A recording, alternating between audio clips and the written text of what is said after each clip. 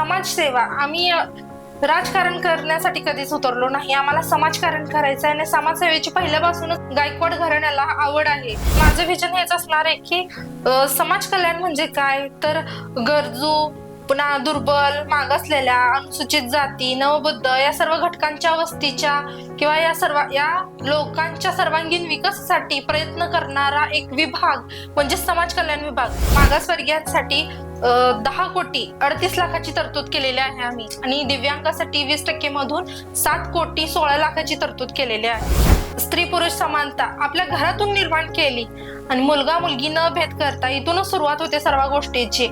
जशी ही माझी मुलगी तशी ती समाजातील ती देखील कोणाची तर बहीण आहे, मग ती माझी मुलगी असू शकते. असं लोक जेव्हा म्हणतील, ज्या वेळेस म्हणतील त्यावेळेसच समाज सुधारू शकेल. हातकणंगले तालुक्यातील माणगाव या गावी ज्या ठिकाणी डॉक्टर विश्वरत्न डॉक्टर बाबासाहेब आंबेडकर यांच्या पदस्पर्शाने पावन झालेली ही भूमी आहे. या ठिकाणी आम्ही समाज कल्याण विभागामार्फत शाळेच्या विकासासाठी जास्तीत जास्त प्रयत्न करणार आहोत आणि ती जागा डेव्हलप कशी होईल हे बघणार आहोत.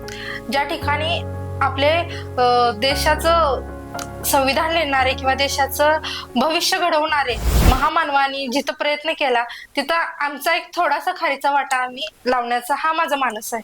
आता कर्करोगावर उपचार होणार अत्याधुनिक आणि परवडणाऱ्या दरात कोल्हापुरात सुरू झालंय क्युरा लाईफ कॅन्सर सेंटर. नामांकित medical oncologist doctor Akshay Shivchand यांच्या मार्गदर्शनाखाली chemotherapy, targeted therapy, immunotherapy, hormonal therapy आणि सर्व प्रकारच्या कर्करोगावर खात्रीशीर उपचार. Cura life cancer centre, Rajarampuri 8वी गल्ली, कोल्हापूर. संपर्क 90 286 10 470. नमस्कार, माझा महाराष्ट्र न्यूजच्या माझं विजन या कार्यक्रमामध्ये आपलं स्वागत. घराण्याला राजकीय वारसा असला तरी सामाजिक कार्याची आवड म्हणून त्या या क्षेत्रात उतरल्या आणि या क्षेत्रामध्ये उतरल्यानंतरच त्यांनी जिल्हा परिषद सदस्य म्हणून निवडणूक जिंकली. सदस्य म्हणून त्यांची निवड झाल्यानंतर लगेचच त्यांची जिल्हा परिषदच्या सभापतीपदी निवड झाली. अशाच समाज कल्याणच्या सभापती श्रद्धा गायकवाड आज आपल्या बरोबर आहेत. नमस्कार मॅडम. नमस्कार. तर सर्वप्रथम मला तुम्हाला हे विचारायचंय की तुम्हाला सामाजिक कार्याचीच म्हणजे आवड आहे म्हणून तुम्ही जिल्हा परिषदच्या सदस्य तर झालाच, पण जिल्हा परिषदेच्या सदस्य झाल्यानंतर लगेचच तुमची सभापतीपदी म्हणून निवड झाली, याबद्दल काय सांगाल? खरं तर ऐकून होते की जिल्हा परिषद म्हणजे मिनी मंत्रालय, पण ते काय असतं ते प्रॅक्टिकली माहित नव्हतं. ते आता खरंच आम्ही हे आयुष्य जगतोय आणि या सर्वांचं श्रेय खरं तर माझ्या मतदारसंघातील सर्व जनतेचं आणि आमचे राजर्षी शाहू आघाडीचे आणि शिरोळ तालुक्याचे लोकप्रिय आमदार डॉक्टर राजेंद्र पाटील यड्रावकर यांचा आहे. त्यांनी विश्वास दाखवून आम्हाला ही संधी दिली आणि पात्र समजले की तुम्ही निवडणूक किंवा राजकारणात तुम्ही तुमची चमक दाखवू शकता. हा त्यांचा विश्वास आम्ही सार्थ करून दाखवला आणि निश्चितच त्यांचा विश्वास, जनतेचं साथ किंवा त्यांनी आमचा विश्वास दाखवला त्याचंच हे फलित आहे की जिल्हा परिषद सदस्य आणि त्यानंतर एक जबाबदारीचं आणि प्रतिष्ठेचं पद समाज कल्याण सभापती पद मिळालं. खूप आनंद होतोय. आता तुम्हाला म्हणजे एवढ्या सगळ्यांची साथ तर लाभलीच, पण एक म्हण आहे की प्रत्येक यशस्वी पुरुषाच्या पाठीमागे एका बाईचा हात असतो, पण तुम्ही तर आज यशस्वी आहात. मग तुमच्या यशाच्या मागे कोणाचा महत्वपूर्ण वाटा असा आहे? या मागे अनेक जणांचे हात आहेत किंवा पाठीशी आहेत बरेच जण. सर्वप्रथम आमच्या राजर्षी शाहू आघाडीचे नेते, आमचे लोकप्रिय, आमचे लाडके आमदार डॉक्टर राजेंद्र पाटील यड्रावकर, तसेच जयसिंगरीचे नगराध्यक्ष संजय पाटील यड्रावकर, या दोन्ही बंधूंनी आमच्या कायम पाठीशी राहिलं आणि कुठतर समाजकारणाची, राजकारणाची आवड आम्हाला पहिल्यापासून होती, त्यामुळे ते आमच्या पाठीशी होते. तसेच आमचे सासरे स्वर्गीय शंकरराव गायकवाड यांचे जवळचे, अगदी जवळचे मित्र, कलिक शामगौड अण्णा पाटील हे देखील आमच्या पाठीशी उभे राहिले आणि अगदी निवडणूक होईपर्यंत ते आमच्या गाडीतून उतरले नाहीत. त्यांना पहिल्यापासून माहिती होते की ही घराणं समाजकारणात किती अग्रेसर आहे आणि समाजसेवेची या घराण्याला किती आवड आहे त्यांनी अगदी जवळून पाहिलं होतं आणि निश्चितच त्यांच्या सर्वांच्या प्रयत्नांच्या मुळेच आम्हाला तिकीट मिळू शकलं किंवा आम्ही इथपर्यंत पोहोचू शकलो. तसेच तुम्ही म्हणला की एका यशस्वी स्त्रीच्या मागे एक पुरुष असतो. निश्चितच वटवृक्षाप्रमाणे माझ्या पाठीशी उभे राहणारे माझे पती अविनाश गायकवाड आणि माझे बंधू तुल्य धीर शीतल गायकवाड हे दोघेही माझ्या पाठीशी होते, म्हणूनच मी इथपर्यंत किंवा त्यांचा माझ्या इथपर्यंतच्या प्रवासामध्ये त्यांचा मोलाचा वाटा आहे असं मला वाटतं. आता तुम्ही तर म्हणताय की तुमच्या घराण्याला राजकीय वारसा आणि सामाजिक वारसा हे दोन्ही होतं, त्यामुळे तुम्ही या क्षेत्रामध्ये उतरलात आणि त्यातून तुम्हाला ही आवड निर्माण झाली. पण ज्या वेळेला तुम्ही या क्षेत्रामध्ये उतरलात त्यावेळेला राजकारणाचा तुम्हाला अनुभव तर होताच, पण आता तुम्ही सामाजिक कार्यासाठी पण खूपच अग्रेसर आहे किंवा सामाजिक कार्य पण तुम्हाला करायचं. मग या दोघांमध्ये तुम्हाला काय फरक किंवा काय असं वाटतो का? निश्चितच समाजसेवा आम्ही राजकारण करण्यासाठी कधीच उतरलो नाही. आम्हाला समाजकारण करायचं आहे आणि समाजसेवेची पहिल्यापासूनच गायकवाड घराण्याला आवड आहे. अगदी कोरोना काळ होता, तसेच त्यावेळेस देखील आमच्या सासऱ्याने आमच्या दिरांनी बरीच लोकांना मदत केलेली आहे. अगदी पद नसताना आम्ही इथपर्यंत सेवा केली की लोकांच्या मनात पूर्वीपासून हे आता स्थान निर्माण झालं नव्हतं की पूर्वीपासूनच होतं की लोकांच्या मनात हे घराणं एक समाजसेवेसाठी अग्रेसर असणार आहे. आणि खरं तर यामुळेच आम्ही इथपर्यंत आलो जे येऊ शकलो. त्याची तुमची सभापती म्हणून निवड झालेली आहे, मग तुमच्या लोकांच्या गाठी भेटी म्हणा का तालुक्यातील दौरे असू देत म्हणा, हे तुमचे चालूच असतील. मग जनतेचे असे काही प्रश्न तुमच्या समोर येतात का? हो, येतात. आमचे बऱ्यापैकी दौरे झालेले आहेत, त्यामुळे प्रत्येक ठिकाणचा वेगवेगळा अनुभव आहे. काही ठिकाणी आता शिरोळ हातकणंगले तालुका कसा आहे, चांगला आहे. सधन तालुका आहे, तसेच राधानगरी, शाहूवाडी, आजरा, चंदगड असे तालुके आहेत की तिथपर्यंत प्रवासाची देखील सोय नाही. अगदी दुर्गम मागासलेला भाग आहे. मग प्रत्येक ठिकाणचे प्रॉब्लेम वेगळे आहेत. या तालुक्यात कसं सगळ्यांना माहित आहेत योजना वगैरे, डिजिटलायझेशन आहे किंवा लोक टच मध्ये आहेत सगळ्याच्या, पण असे मागासलेले भाग आहेत की तिथपर्यंत या योजना फक्त कागदापुरतच मर्यादित राहतात. तर मला असं वाटतं माझ्या कार्यकालामध्ये हे गोष्ट मला ते पुसून काढायची आहे की प्रशासन नव्हतं, त्यामुळे लोकांचं त्याच्याशी कनेक्शन नव्हतं, लोकांपर्यंत त्या योजना पोहोचत नव्हत्या. पण आता असं न होता लोकांच्या दाराशी या योजना पोहोचल्या पाहिजेत. त्यामुळे आम्ही समाज कल्याण जागर यात्रा आम्ही नव्याने सुरू केलेली आहे आणि या माध्यमातून आमचा शिरोळ तालुका सगळा झालेला आहे आणि आम्ही इतर ठिकाणीही आमचे तालुका दौरे चालू आहेत. यामध्ये आम्ही समाज कल्याणच्या सर्व योजनांची विस्तृत माहिती सांगतोय. यामध्ये आमच्या समाज कल्याणचे अधिकारी खारगे सर आहेत किंवा आमची टीम पूर्ण समाज कल्याणची, आम्ही तिथं जातोय, अर्ज वाटतोय आणि आमच्या विभागाची माहिती आणि तिथल्या लोकांचं मत पूर्ण सांगतोय. त्या लोकांचं मत होतं की तिथल्या मुलींना आता शाळेला जायला सायकली वगैरे नाही, ते या मिळालेल्या नाहीत किंवा काही गोष्टी तिथं मिळाल्या नाहीत, तर त्यांच्यापर्यंत जाऊन पोहोचायचं आहे मला. समाजातील शेवटच्या घटकापर्यंत अगदी कसं पोहोचता येईल याचा माझा प्रयत्न राहील. एक निवडून आलेल्या व्यक्तीचं एक विजन घेऊन ते समाजासमोर उभं राहतं. मग असं काही तुमचं विजन आहे का की जे तुम्हाला पूर्ण करायचं आहे? माझं विजन हेच असणार आहे की समाज कल्याण म्हणजे काय, तर गरजू, पुन्हा दुर्बल, मागासलेल्या, अनुसूचित जाती, नवबुद्ध या सर्व घटकांच्या वस्तीच्या किंवा या लोकांच्या सर्वांगीण विकासासाठी प्रयत्न करणारा एक विभाग म्हणजे समाज कल्याण विभाग, अशी त्याची ओळख आहे. आता विश्वरत्न डॉक्टर बाबासाहेब आंबेडकर यांनी न्याय, समता आणि बंधुता या विचारांशी प्रेरित होऊन मी लोकाभिमुख, विकासाभिमुख त्यांच्यापर्यंत काम करण्यासाठी कटिबद्ध राहीन किंवा त्यांच्यापर्यंत पोहोचण्यासाठी प्रयत्न करेन. तर त्यासाठी आम्ही नवीन नवीन काही उपक्रम घेणार आहे. आता अभ्यासिका आम्ही आमच्या नियोजनामध्ये घेतलेला आहे की समाज मंदिर आहे त्यामध्ये अभ्यासिका नव्याने सुरू करणार आहोत, जेणेकरून तिथल्या लोकांना, तिथल्या विद्यार्थ्यांना याचा लाभ घेता येईल. अतिशय होतकरू मुलं आहेत शिक्षणासाठी, पण मागासलेली, जिथं त्यांच्या आर्थिक स्थिती हालाकीची आहे. मी पण अशाच एका मागासवर्गीय मध्यम कुटुंबातून आलेले आहे, त्यामुळे मला या सर्व गोष्टीची जाणीव आहे की काय गरजा असतात, काय ऍक्च्युअली काय प्रॉब्लेम आहेत हे मला स्वतः पर्सनली माहित आहे. त्यामुळे जास्तीत जास्त माझा प्रयत्न राहील की त्यांच्यापर्यंत पोहोचण्याचा. हातकणंगले तालुक्यातील माणगाव या गावी ज्या ठिकाणी विश्वरत्न डॉक्टर बाबासाहेब आंबेडकर यांच्या पदस्पर्शाने पावन झालेली ही भूमी आहे, या ठिकाणी आम्ही समाज कल्याण विभागामार्फत शाळेच्या विकासासाठी जास्तीत जास्त प्रयत्न करणार आहोत आणि ती जागा डेव्हलप कशी होईल हे बघणार आहोत. ज्या ठिकाणी आपले देशाचं संविधान लिहिणारे किंवा देशाचं भविष्य घडवणारे महामानवानी जिथं प्रयत्न केला तिथं आमचा एक थोडासा खारीचा वाटा आम्ही लावण्याचा हा माझा मानस आहे. तुमचे चांगलेच विचार आहेत, म्हणजे अगदी तुम्हाला समाजापर्यंत पोहोचून हे काम करायचं आहे. पण आपल्या समाज कल्याण विभागामार्फत मागासवर्गीय समाजासाठी किंवा दिव्यांगांसाठी निधीची काही तरतूद केली आहे का? होय, मागासवर्गीयांसाठी 10,38,00,000ची तरतूद केलेली आहे आम्ही, आणि दिव्यांगासाठी 20% मधून 7,16,00,000ची तरतूद केलेली आहे. आता आपण बघतो की ज्या वेळेला आपण सभापती म्हणून होतो तर अनेक योजना आपल्या समोर येत असतात. मग त्या कोणकोणत्या योजना आहेत आणि विशेष प्राधान्य तुम्ही कोणत्या योजनांसाठी देणार आहात? खरं तर नाही, लोकांच्या जास्त काही मागण्या नसतात, अगदी किरकोळ मागण्या असतात. त्या पूर्ण करणं आपली नैतिक, एक समाज कल्याण सभापती म्हणून माझी नैतिक जबाबदारी आहे. मग आम्ही मागासवर्गीयांसाठी सतरंजी पुरवणे, त्यानंतर मागासवर्गीय महिला आहेत, बचत गट आहेत, यांना घरघंटी दळप यंत्र आम्ही घेतलेलं आहे. त्यानंतर झेरॉक्स मशीन, दिव्यांगासाठी स्वतःच्या पायावर उभं राहावं किंवा त्यांची आर्थिक स्थिती बळकट व्हावी यासाठी आम्ही झेरॉक्स मशीनची तरतूद केलेली आहे. तसेच घरघंटी दळप यंत्राची, मुलांसाठी शाळेतल्या लॅपटॉपची सोय केलेली आहे. समाज मंदिरामध्ये अभ्यासिका, हे नव्याने आम्ही उपक्रम चालू केलेला आहे. अशा बऱ्याच योजना आहेत.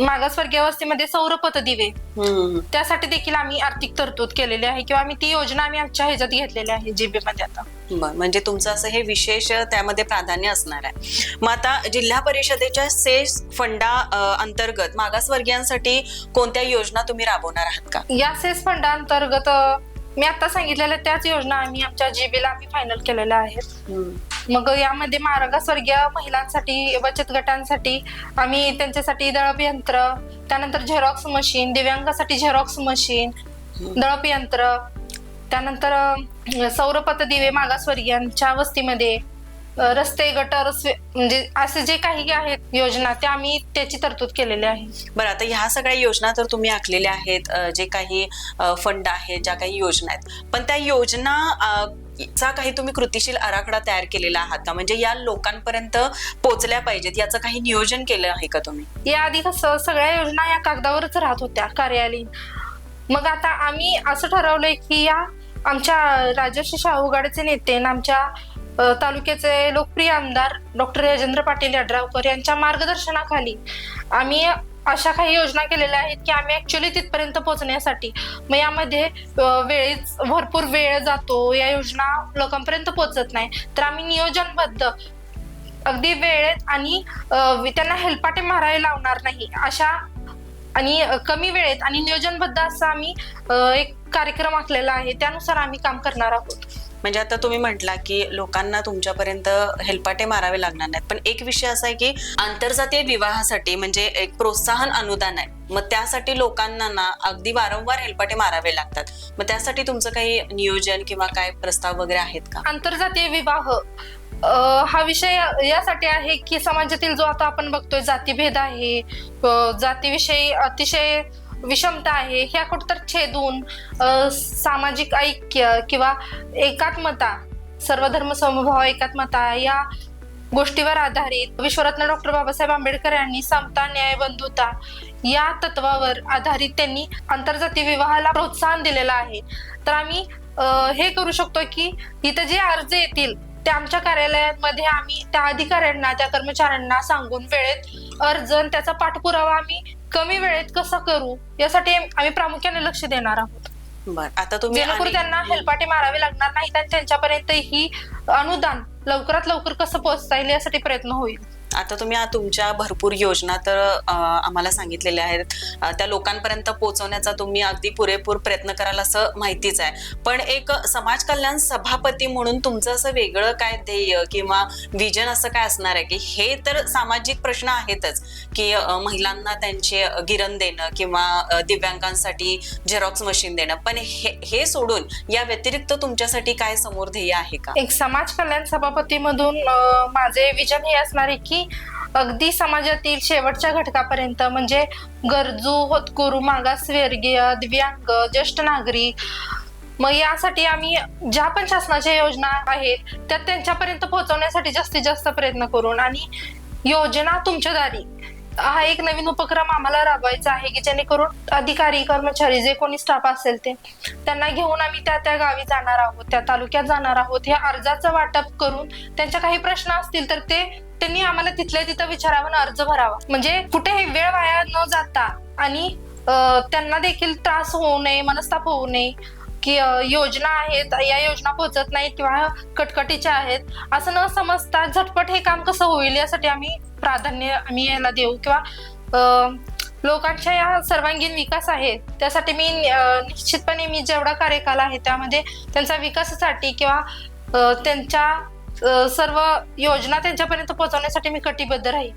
आता तुमच्या घराण्याला राजकीय वारसा तर आहेच, पण एक सामाजिक कार्य करणं पण तुम्हाला आवडतं. मग ही भावना तुमच्या मनात कधी आली, म्हणजे सामाजिक कार्य आपण केलं पाहिजे, आणि ते तुम्ही आता जिल्हा परिषदच्या एक सदस्य म्हणून पार पाडत होतात आणि त्यानंतर आता एक सभापती म्हणून तुम्ही ती जबाबदारी पार पाडतायत. मग यावेळेला तुमचं मन काय म्हणतंय, म्हणजे आधीपासूनच तुम्हाला सामाजिक कार्याची आवड होती, अशी काही सामाजिक कार्य तुम्ही निवडून यायच्या आधी केलेली आहेत का? आमच्या सासरी यामध्ये समाजकारण किंवा हे बाळकडू मला खर तर लहानपणापासूनच समाजसेवेची आवड आहे, पण एक पर्टिक्युलर स्टेज नव्हतं अवेलेबल. पण लग्न झाल्यानंतर या शिरोळमध्ये आल्यानंतर मला आमचे सासरे, दीर, अगदी माझे मिस्टर देखील, पती देखील या समाजकारणात पहिल्यापासून समाजसेवेत होते. मग कोणतंही पद नसताना ते कुणीही आमच्या घरी आलं तर रिकामा हातानं कधी गेलेलं नाही, अगदी एक चहाचा कप तरी घेऊन जाणार.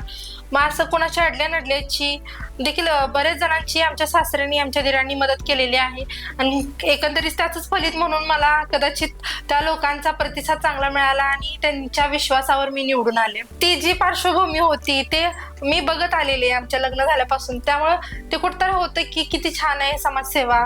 आणि मी देखील आमच्या सासऱ्यांचं आमचं निधन होऊन 2-2.5 वर्ष झाले. मग त्यांच्या पश्चात आम्ही एक ट्रस्ट उभा केलाय, कैलासवासी शंकरराव गायकवाड ट्रस्ट या नावाने. आम्ही या नावाने आम्ही वृक्षारोपण केलंय, रक्तदान शिबिर केलेलं आहे, त्यानंतर आरोग्य शिबिर भरवलेलं आहे त्या ट्रस्टच्या माध्यमातून, आणि बचत गटांना मदत केलेली आहे. मग असे काही ठिकाणी आहेत की स्पर्धा परीक्षा मार्गदर्शन, असं जे मुले आहेत त्यांच्यासाठी आम्ही मार्गदर्शन विषयी आम्ही त्यांच्यासाठी एखादा व्याख्याता उपलब्ध करून दिलेला आहे. अशी बरीच कामे किरकोळ आम्ही केलेली आहेत. म्हणजे हे सगळं तुम्ही निवडून येण्यापूर्वी केलेलं? हा, निवडून येण्यापूर्वी हे सगळं केलेलं आहे. त्यामुळे नागरिकांचा प्रतिसाद पहिल्यापासूनच होता, आणि एक पर्टिक्युलर स्टेज यामुळे निर्माण झालं मला.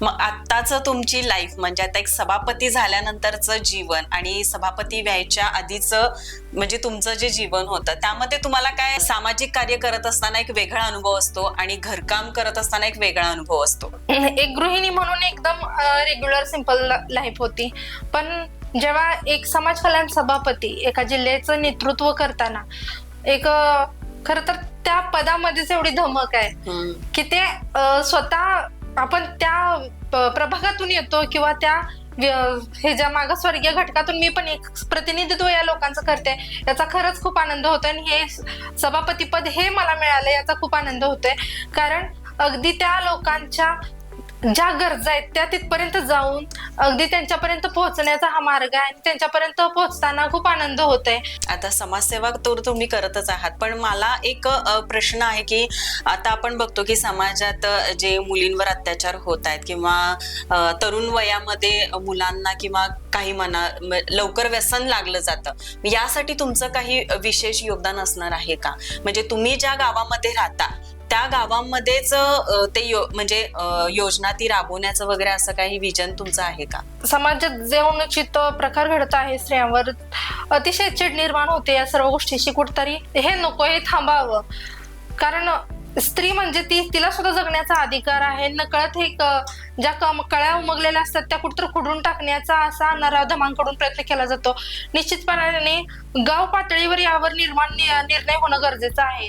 प्रत्येकानं आपल्या कुटुंबातील आपल्या मुलांना संस्कार योग्य प्रकारे केले, स्त्री पुरुष समानता आपल्या घरातून निर्माण केली, आणि मुलगा मुलगी न भेद करता इथूनच सुरुवात होते सर्व गोष्टीची.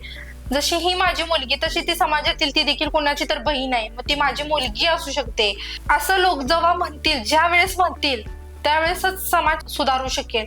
आणि त्यासाठी मी अगदी आमच्या कुटुंबापासून सुरुवात करते, आणि गाव पातळीवर ग्रामपंचायतीमध्ये याबाबत निर्णय व्हायला हवा की कुठतर हे थांबावं, सजग व्हावं, असा अन्याय अत्याचार आपल्या गावात घडू नये. यासाठी प्रत्येकाने एक गाव निर्माण झालं तर देश बदलायला वेळ लागणार नाही. त्यासाठी आपण स्वतः जागरूक आणि सावध असणं गरजेचं आहे. आणि दुसरा मुद्दा व्यसन.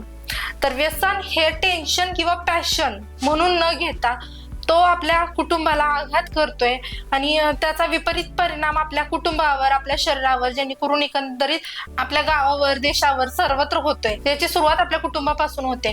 हे कुठतर थांबण्यासाठी आम्ही त्यांना समाज कल्याण विभागामार्फत ती पुनर्वसन म्हणून अनुदान मिळतंय.